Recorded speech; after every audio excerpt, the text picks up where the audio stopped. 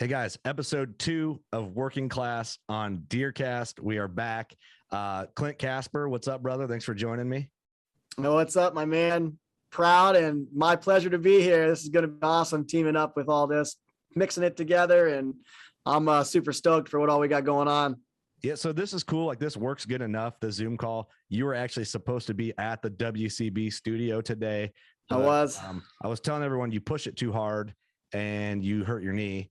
And so you're at home back in Ohio, but you are a frequent guest on the normal Working Class Bowhunter series. People love you there. You're enthusiastic. You're loud. You're kind of in everybody's face. But for people in the DeerCast community, if they don't know who you are or haven't read your articles or anything like that, just explain who you are, what you do, where you're from, all that good stuff. Yeah, man, my pleasure. Yeah, Clint Casper, born and raised right here in Ohio, farm boy. Grew up here hunting whitetails and turkeys. That's what we got here besides small game. So no elk and mule deer for me to chase here in Ohio. But yeah, I cut my teeth on whitetails. Still my first love as far as the bow hunting game goes is whitetails. Got 2 little boys. Easton's 5, Keaton's 2.5. So they're just getting into it now as far as trail cams and, going with me. And it's fun to have them, join the crowd, join the show and whatnot. But yeah, as far as me, right full time for Peterson's bow hunting. So it's been awesome to be able to, be in the podcast world with you guys and a couple other different ones, and then do the writing full time. That's always been a dream of mine. Grain farm with my dad and check gas and oil wells. Those are kind of like my day jobs outside of the hunting stuff. But yeah, found a home with Peterson's bow hunting about 5 years ago, full time, and been with them ever since. So kind of living out a couple different dreams there. You got to get it the way you can get it, man. I was going to bring up the farming side of things, because I know that's something that's going to come up as we have guests on, different co-hosts and stuff, is like people want to know. I mean, we don't need to hit it hard, but like what you do for a living or where you started from. But I always call you on the normal Working Class series that you're the most Western dude east of the Mississippi. Yeah, I definitely do like to get after it out west. I was, it was in Utah, chasing muleys around for a week, come back home for a week, and then went to Wyoming with you, got to help you kill that great buck out there, and then went straight to Utah, chased the same big buck around for another 7 days, home here, trying to rest this knee up, and then next week, head back out west to chase bugles around for the end of the elk rut. So stoked, man. I worry about your knee. I got some shots and I got some things going on. So hopefully that, I've been here before. I injured it in Colorado a couple of years ago, packing a mule deer out. And that's where this whole injury stemmed from. Yeah. Same knee, same deal. Yeah. Just, it's almost like I hyperextend it, you know what I mean? And it's kind of one of those deals. Once you do it, you're sort of right back in the same mix. Yeah, I can see how that happens. Well, we're on DeerCast, so I think we need to focus on whitetails as much as you love your mule deer and your elk hunting and all that. Absolutely. 'Tis the season. Tis the season, especially next week we open. Yeah, so Missouri opened like as the time we're recording this a few days ago. Yes. And there was some awesome opening day success in the Drury team. If you're on DeerCast, you've probably already seen that and seen it on some great bucks. Crazy. So that's cool. I told Mark that the WCB studio blessed him when he was in for episode 1 of the series. So he's like, yeah, but no, let's talk about whitetails. You are more focused on the eastern side of the Midwest, or you're not quite. I don't really consider you in the East, but right. I consider Pennsylvania the East, and you're not. I'm like right on the edge. Right, you're right there. You're like, yep. You're still Midwest, but it's right in there. So right now, Ohio opens a little before, if I'm not mistaken, a little bit before like Illinois and Iowa season opener, which is October 1st. Yep. So what are you looking at right now? We're focusing whitetails. I mean, right now people are getting excited. Velvet's off. Seasons are opening. Everyone's getting kind of like anxious for opening day if it's not already open in your state. What are you doing right now to kind of plan for this early season whitetail vibe? Yeah, man. I mean, anyone that knows me or is a friend of mine or has listened to me on the podcast or read the articles, I love early and late, man. Patterns kill big deer, and I don't think there's any better time to pattern a buck, especially a specific buck you're hunting, which every year I like to, that's kind of the game I like to play. I like to have a buck or two that I'm going to go after. Usually I've got history and sheds and that kind of deal. So for me right now, it's just all about putting those final pieces together. I mean, the couple bucks I've been targeting, I've been jotting down, and I got a notebook, every daylight picture. I go back through wind direction, moon phase, what direction he came from, morning or evening. You know, I'm just trying to pinpoint where they're bedding, where they're feeding. Big part of that game's wind direction. I mean, they live and die by that nose. There's always a correlation between every big buck I've killed. There was a certain wind that it was almost, you know, he was always in daylight as on like that wind, or a wind that was out of that direction, you know, whether it's a southwest, southeast, but it was a south wind of some sort, or, you know, whatever. Right. So I'm trying to figure that out right now. Basically key in on those early patterns. Yeah. Basically why he's moving when he does on that, like what's the reason for it? What, you're trying to find basically the pattern of why, really. Yeah. I mean, and that's, I mean, I think a whitetail's best defense is that nose, but I also think that's their biggest flaw and weakness too, because if you can figure out why his nose likes a certain wind and you can hunt him on that wind, and it's all about hunting a buck on a wind that's good for him, not a wind that's good for me or you. You know, you got to hunt a wind that's good for the buck, makes him feel comfortable. If you can get in there and figure out how to hunt that wind, I mean, your odds and chances just go up. And then you pair that with like DeerCast and the weather app, as far as, okay, you know, you got a front coming in, front coming out. You look at your, you know, barometric pressure that rises and falls. I mean, that's all helping you get a buck up on his feet. Yeah. But that main key ingredient, in my opinion, is, you know, right there, man. They live and die by that. And as I know that's their best defense, but I think it's also their weakest flaw in their armor, because once you figure that out, like I said, that's, in my opinion, 3/4 of the game is figure out what wind that buck likes on that certain piece of property or that farm. You know, and that's going to really help you figure out bed, feed, transition area. You know, I mean, that gives you spots to kill him, man, once you figure that out, in my opinion. Yeah, no, that makes sense. Do you think, I kind of know the answer to this, but I just want to hear you elaborate on it.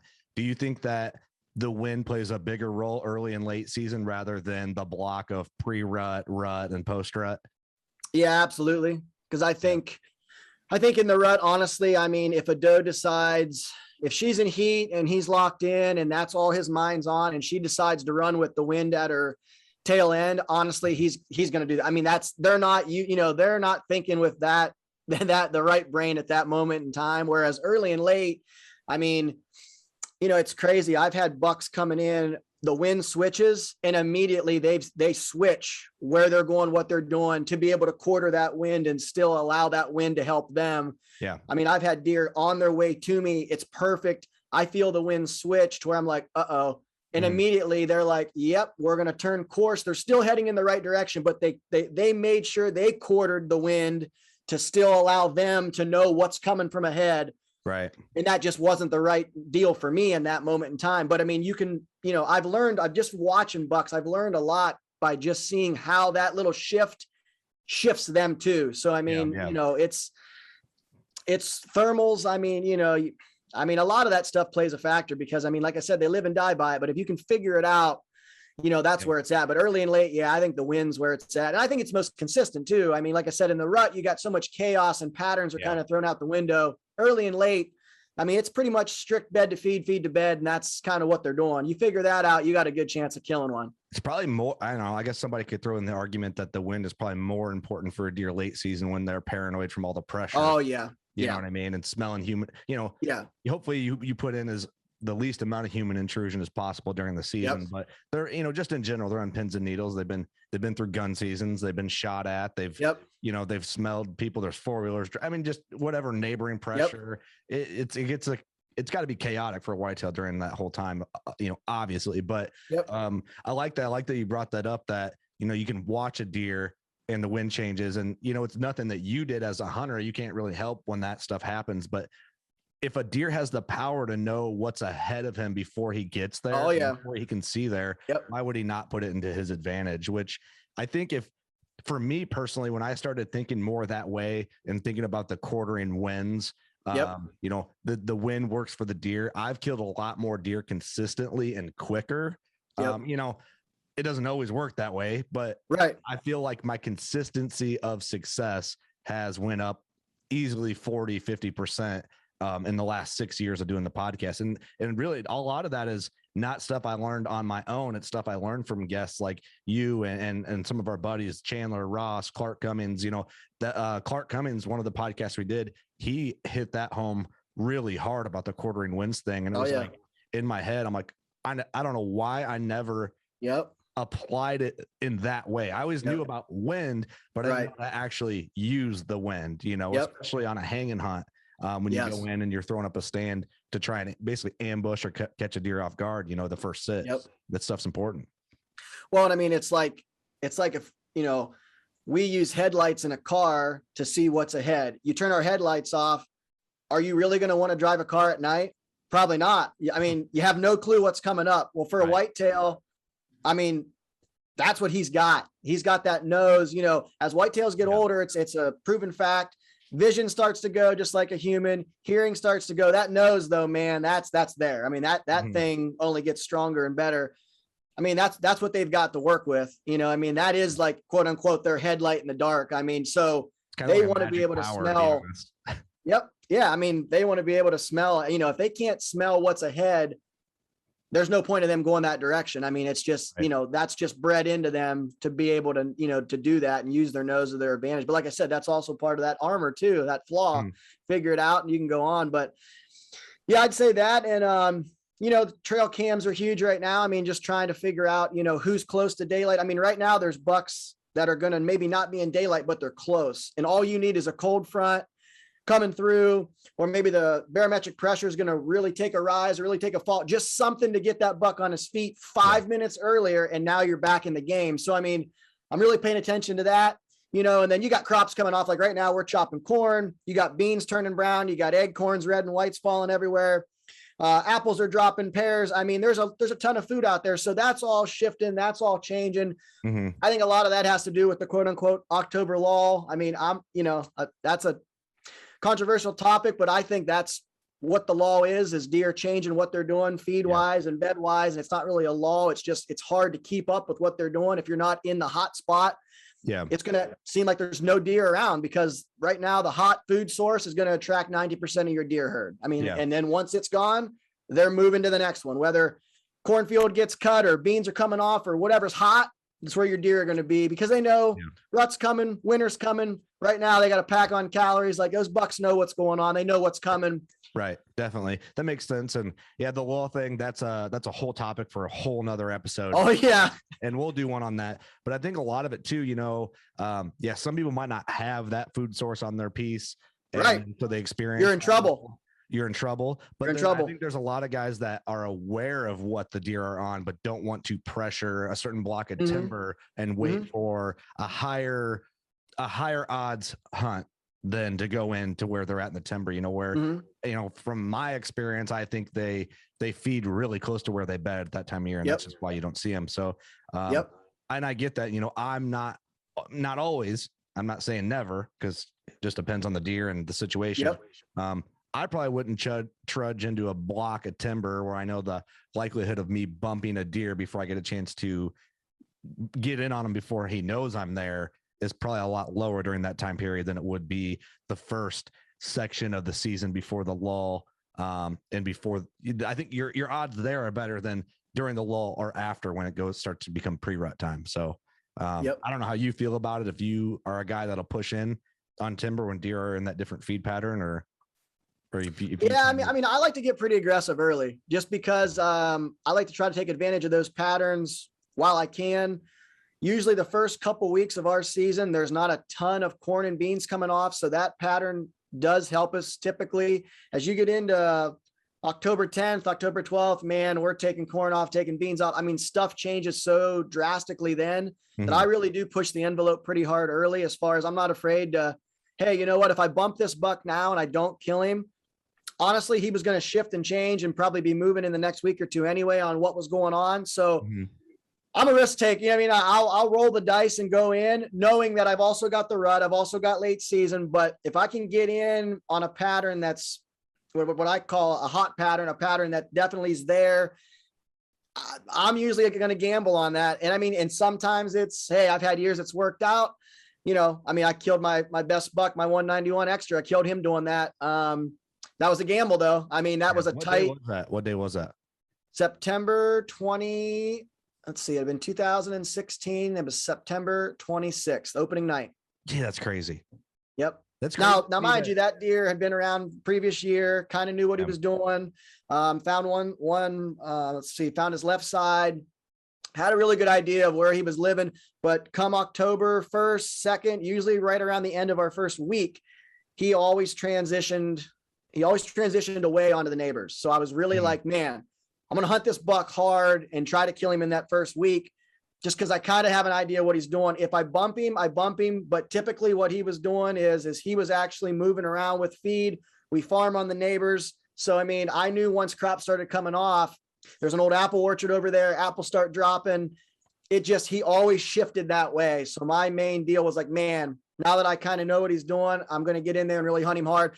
I'll be honest. In my brain, I'm like, oh yeah, I'm going to kill him the first night. But I was really honestly shocked at 6:20, to see him on his feet heading my way. Right. That was the plan. I just didn't think it was going to come together on the very first night. I'm happy it did, but I really thought I'd get a crack in that first week. And that was kind of my hopes, was to roll the dice, and I could have blown him out, could have bumped him.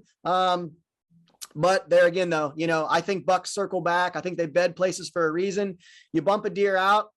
Honestly, a lot of times they're right back within 24 to 48 hours. I'm a firm believer that I don't get real, skittish about that. They bed there for a reason. Nope. It kept them alive. That's its job, and that makes perfect sense. But how much is too much, you think? Because I think, go ahead.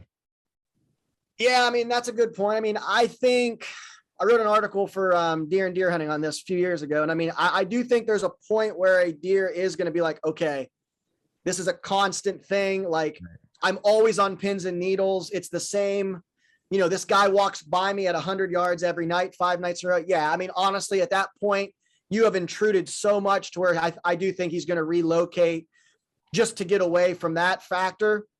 But hey, you bump a buck, give him a day or two and go back in. Honestly, I've killed a couple bucks just like that, where in my mind, I'm like, gosh darn it. But I'm like, okay, well, we got to regroup and go right back in. And I've killed a couple. I know there's a lot of guys that, feel the same as far as just, you can bump a buck and it's not like you chased them or you ran them down with your truck, Yeah. And honestly, every day they're dealing with coyotes, they're dealing with dogs, they're dealing with people, so like I said, do I want to walk by a buck at 100 yards and shout and scream and let him know? Obviously not, but I think they can handle more than what we actually think they'll handle as far as pressure before they're going to blow out of the area and completely vacate it to where we're going to relocate now. There's almost a fine line between just the baseline pressure that a deer lives with all those other variables. And then there's 10 days ago, there wasn't Clint Casper running in here, banging pots and pans. And now for the last 5 nights, I see Clint Casper yelling and I'm just tired of it. I'm going to move over here. I don't blame, you can't blame a deer for that. No, you always should be cautious, but I get what you're saying too. It's like once or twice, you're probably fine. But don't be sloppy all the time. And not that you're being sloppy. It's sometimes you got to do certain things to get in to make a move on a buck. Every circumstance, we could do 100 episodes on a different circumstance on where a buck beds versus your entry exit and all that stuff. But absolutely. I think it's always good to be cautious, but calculated. Yep. Yeah. Sometimes you've just got to roll the dice and shoot your shot. Waiting on that perfect scenario, perfect opportunity. Sometimes those never come and you almost got to make an opportunity or make something happen. Mm-hmm. And there again, it's 50-50, man. He might walk in at 20 and you smoke him, or you might blow him out and never see him that night. That's all part of the game, but that's what makes it fun. And that's what we all love to do, is play that checker game. That's what makes it fun with a big buck, is playing the game. Yeah, definitely. What are you looking forward to? Do you have some deer that you're hoping to catch up with? Are you a guy that if you don't have big bucks on camera during the summer, are you kind of like, man, what's going on? Getting a little stressed, or kind of where's Clint Casper's mindset right now? Yeah. So, typically every year I've got at least 1 or 2 bucks. Like this year I've got 2 bucks, a lot of history with. The one deer I've had sheds and pictures of 4 years. He's been an 8 or a 9 every year. The last 2 years he's been an 8. This year I really think as a straight 8 he'll push 160, maybe even a touch more. I mean, I've sent you some photos. I mean, just that's the 23, 24 wide. I mean, 7-8 inch brows, 11, 12 inch 2s and 3s, just big swooping beams. I mean, framing. He's just, he's very Yeah. He's just one of those bucks that when you see him, you're just like, dang, that's a good one. And then I got another one that's a non-typical, he should be a booner, a lot of points, probably 15, 16 scoreable. So those 2 bucks, a lot of history with. They're both 6, 7 years old. So I like playing that game, but I'll be honest, it's also kind of fun to go into a season and not have a buck and just play the game and hunt and bounce around and run the trail cameras. And just like, it's like you're anticipating when's the night I'm going to bounce into a big buck. And then, okay, now I'm locked in on that deer. Or maybe you just hunt, you hunt, the rut comes, and now you're like, okay, when a buck comes in that gets me going, like I always do the first look deal. I've always got, it's the first look. Like I look at a buck, and if I'm like, oh, dang, grab your bow, it's a shooter. If I got to grab binos or think about it, it's just not a shooter for me. And that's just over time, I've just adapted that. But it is kind of fun to not have like a specific buck some years and just be like, you know what? I'm going to hunt until a buck strikes me as, oh, shoot, grab your bow, shooter. And then, hey, game on, So it's fun to play both sides because it can be a long season.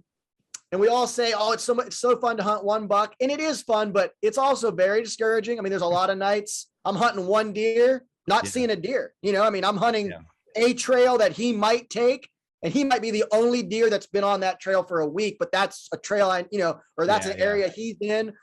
Long sits, long days. I mean, it's nice to mix it, but this year I definitely got 2. Definitely got 2. I'm hoping to catch up with early. We'll see that. A big 8, man. You're kind of the king of big 8s. I've got a 135 and a 148, and I mean a mainframe 160 with a bunch of trash, but I don't have just a straight giant 8, man. And I it's going to be hard for me to. I'm probably going to hunt him right off the rip, man, and just go in. I got an 8-pointer that's just shy of 160. And then I have a 155 inch 8-pointer. And they're so big in person.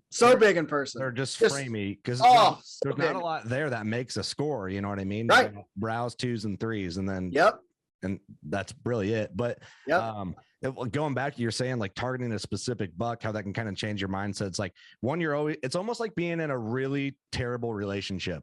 Oh yeah. Because sometimes you never know where they are.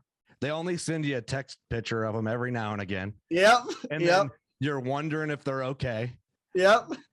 And if they're going to make it through so you can finally get your date with them. Yep. I don't know if I've ever made that analogy before. Kind of works. Kind of weird. No, I mean, it really is. I mean, it is because it's a weird, like you said, like you're jealous if they're spending time on the neighbor's property. Oh yeah. Well, and like they give you just enough to keep them coming back. Like you're like, oh, she's at that bar tonight, I better go get a drink there. But then at the same time, you walk in, you see her for 10 minutes, and then she's out the door. You're gone. And it's like, I saw him in a bean field last night at 150 yards. Couldn't stalk him, couldn't shoot him. I got to see him. Where's he been for the last 8 days? No pictures, no sightings. Where's he at? No, hey, good morning text. Nothing. No, nothing. No good nights. It's just, that's it.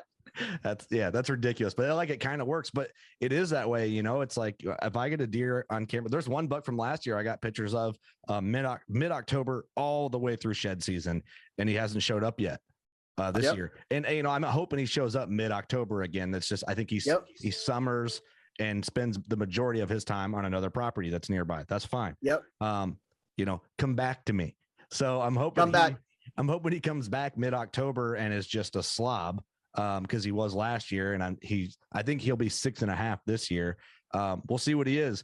But I'm wondering, is he alive? When's he going to reach out and say hello with the cell cam picture? Will he spend enough time where I have permission to hunt to where I can get a pattern on him or make a move on him or whatever? And so it's fun to have that. It's fun to have that in your mind. Like, dude, that'd be cool. Get all these trail cam pictures. I could target this one buck. It'd be a great story, great memory. I have the trail cam pictures to kind of supplement all this, but it doesn't always work that way. That's right. Very true. That's a good analogy. I like that. Yeah. I don't know. I just made that up. I like it. But that's what, that's cool. That's the fun thing about deer hunting. Sometimes you get those opportunities. Sometimes a new buck might show up that I've never seen that's bigger and badder, and creates this whole complicated relationship dynamic, which is a good thing. Yep. No, it is. It's a good thing with you and your target buck to have a relationship dynamic. I got to plug this in. Hold on one second. Yeah. We're good. We're back. Clint plugged in his laptop. Had to plug her in. But no, I think that's that analogy somehow works, but but like you said, it's also fun to just go in without expectation at times. To me, when we talk about that, it reminds me of hunting when I was a kid.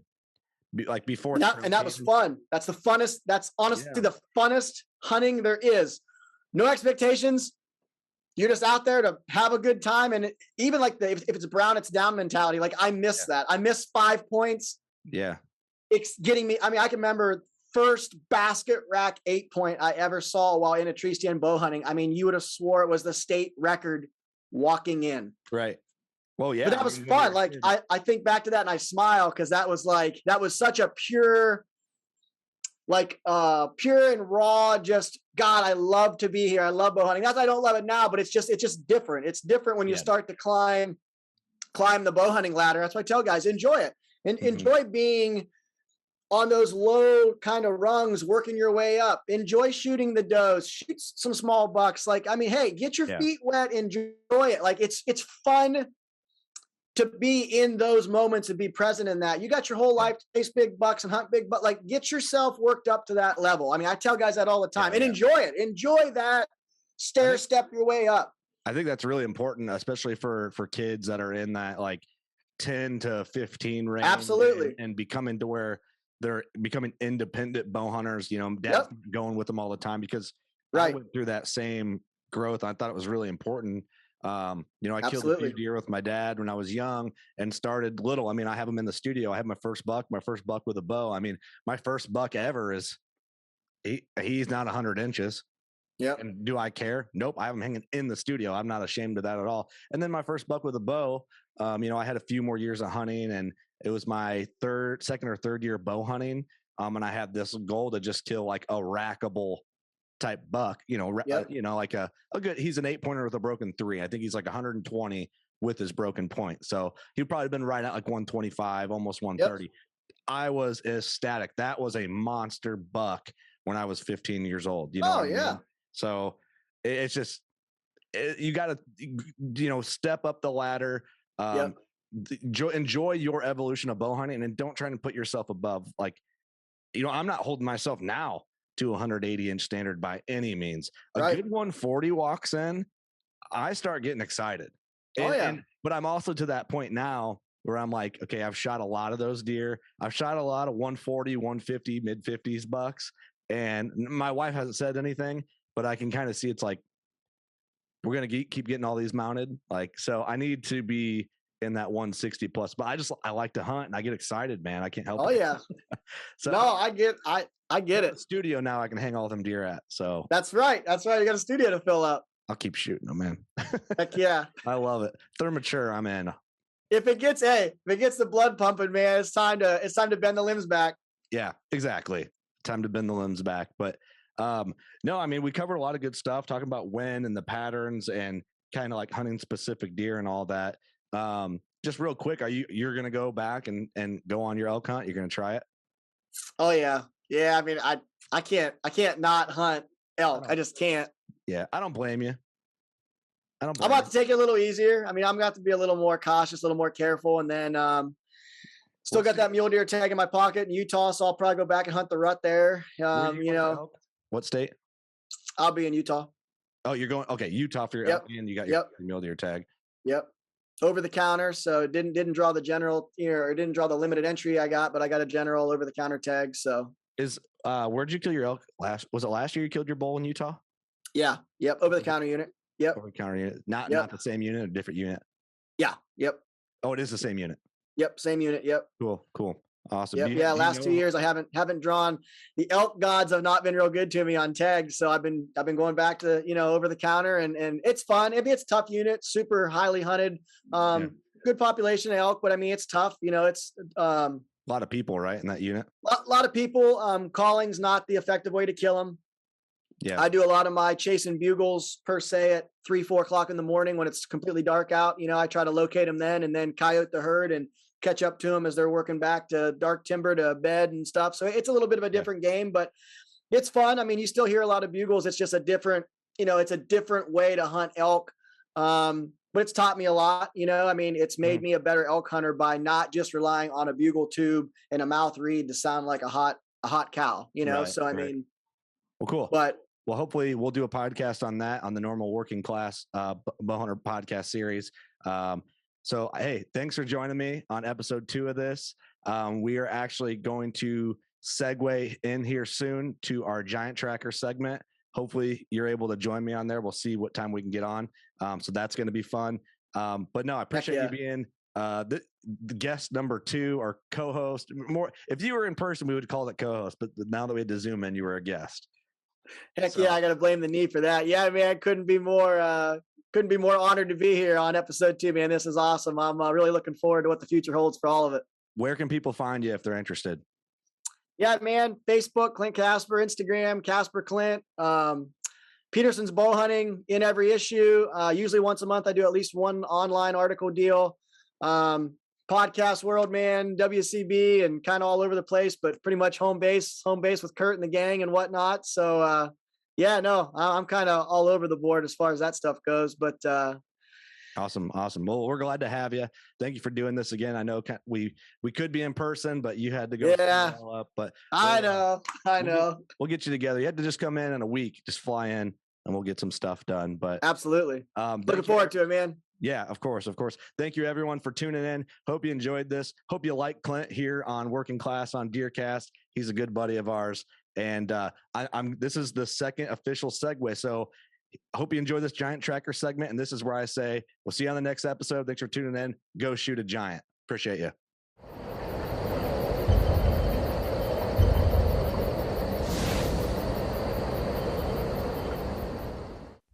All right, guys.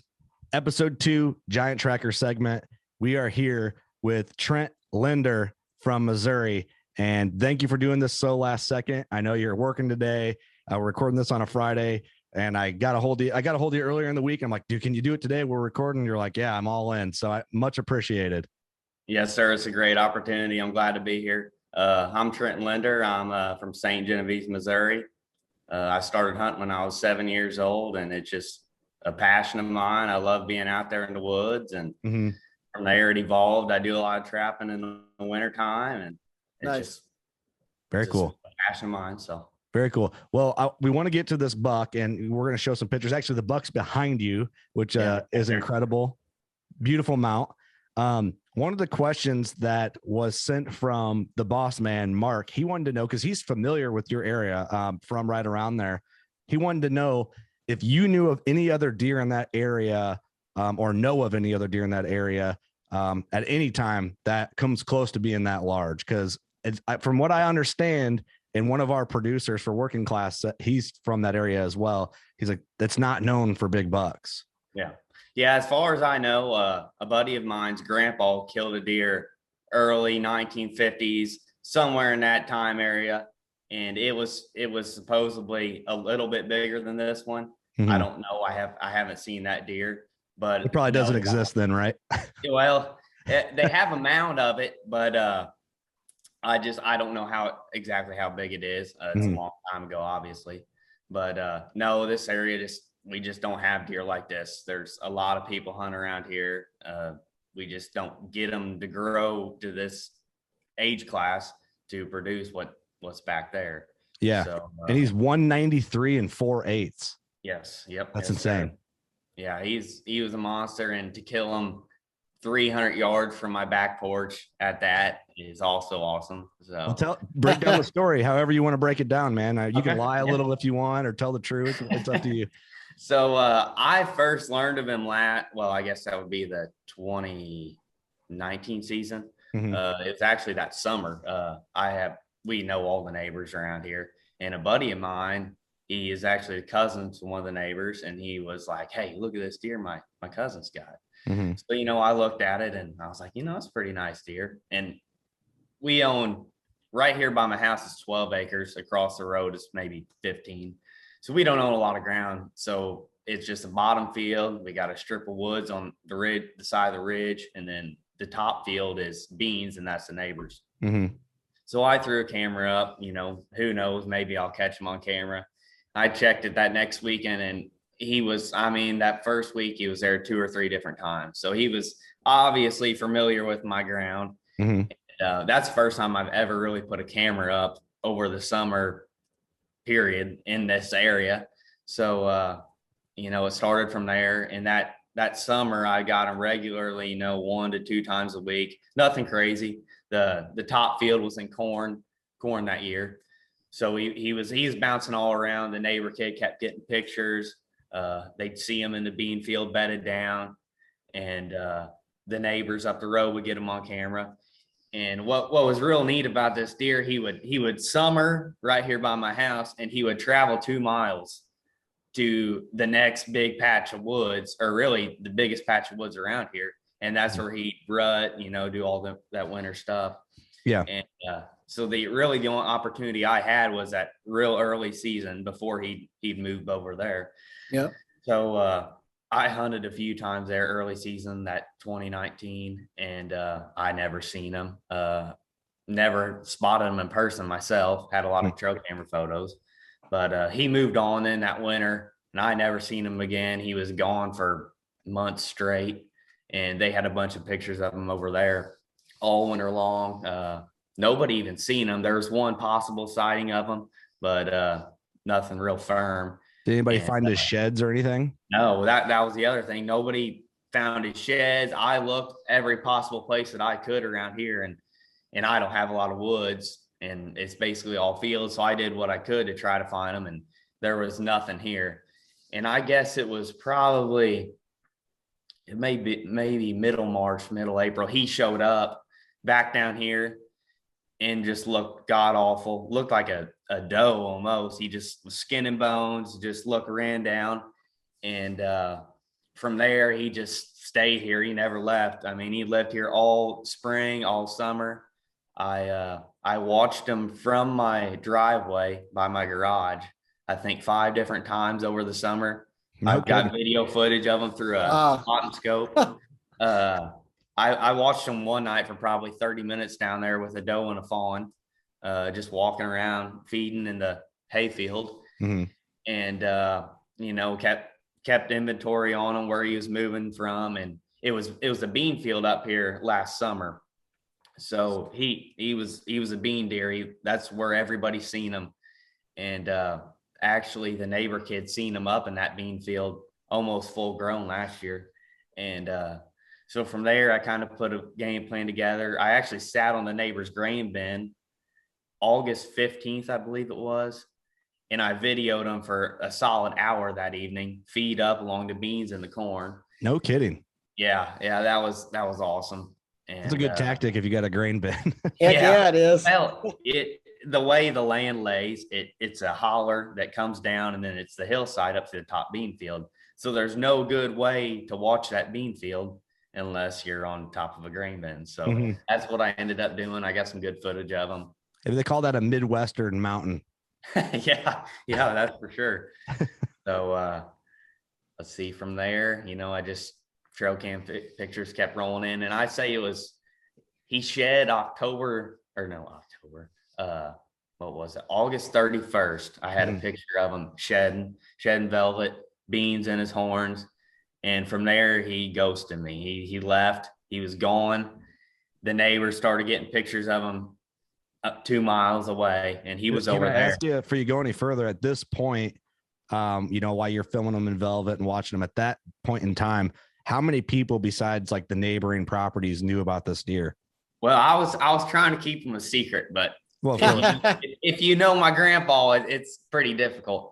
So me, the neighbor kids, they knew he was around, but they only had one velvet picture of him because he lived right here behind my house because it was a bean field.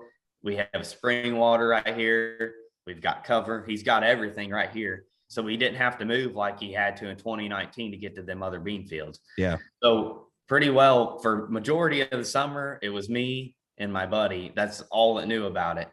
And I'd say it was when he moved off was when everybody started to know about him, because they started getting pictures, word got out. And so yeah, I'd say it was that time frame. It was later, right before season started. So yeah, from there they started getting pictures. I was kind of just hopeless, like, okay, he's gone for the year, he's gonna do what he did last year, but that changed. So I got a neighbor up behind me here. They had a bean field, and they actually watched him two nights, 1 week.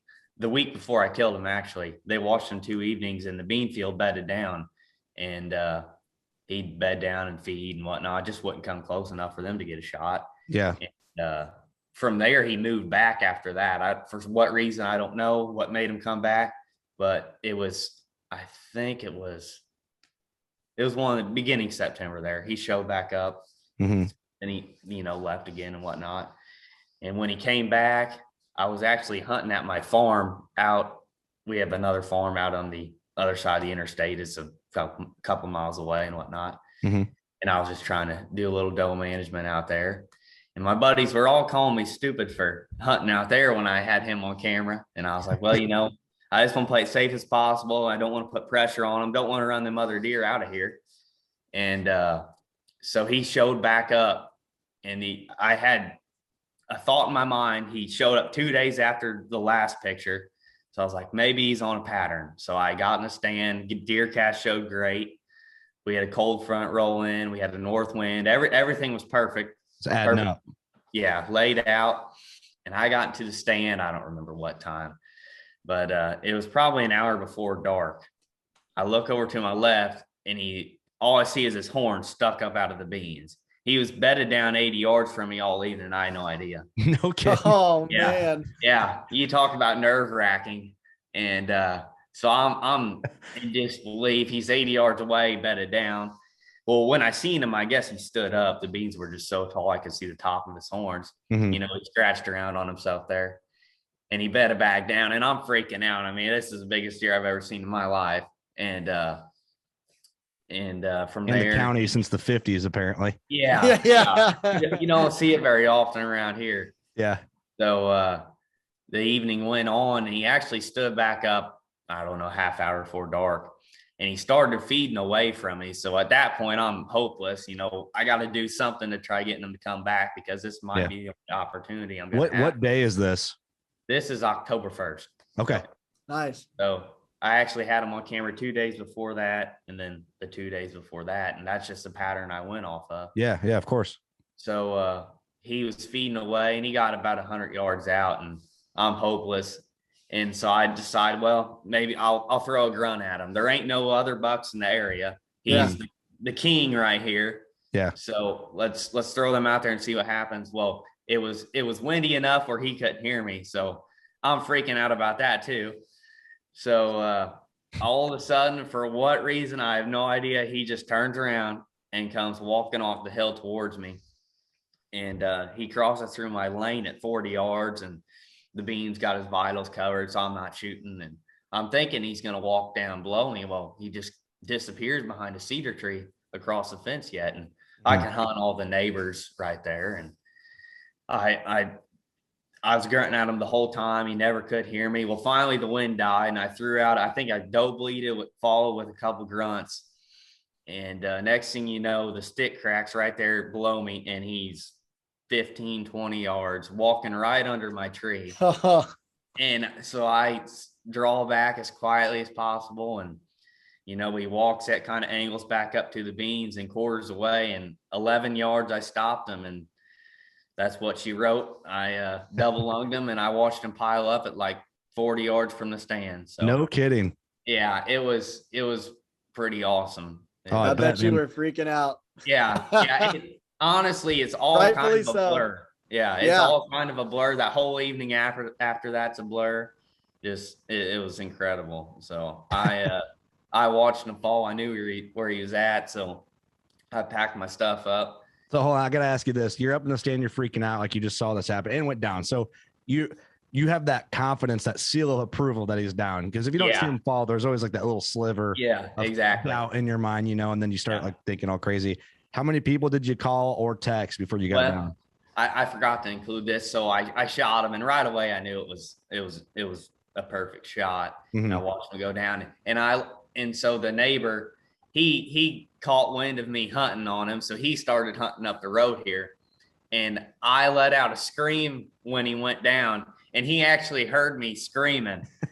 And he said, I told myself, I guarantee you he shot that freaking deer.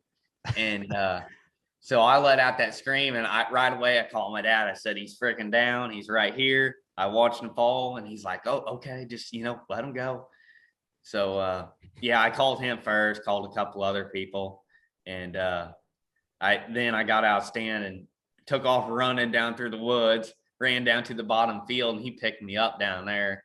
And I think he was just as much in shock as I was. Yeah, of course. And so we came back up, and I got everything unloaded, and then we went back to get him. And then from there, I sent out one picture to like 3 people. And from there, I think 40 or 50 people probably showed up that evening. Oh, to your house? Yeah. Everybody in the freaking county was here. So, That's awesome, man. Hey, yeah. talk about picking that buck up for the first time. I just like those like snippets, Okay, so there's a lot of talk with me, and as he ventured away, I started showing a couple other buddies, and everybody was all about score. What's he score?